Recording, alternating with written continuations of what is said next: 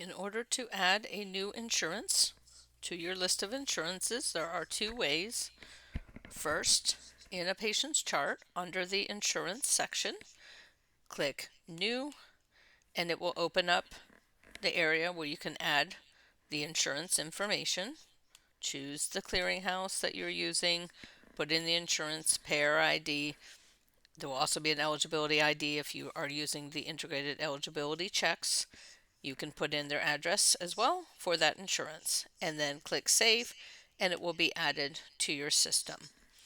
Another way to add or edit any of the current insurances, if you bring your mouse to the left under Settings, scroll down, and it says Payer ID Match.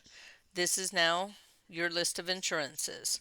So if you needed to open insurance back up and edit any information, just click Actions Edit.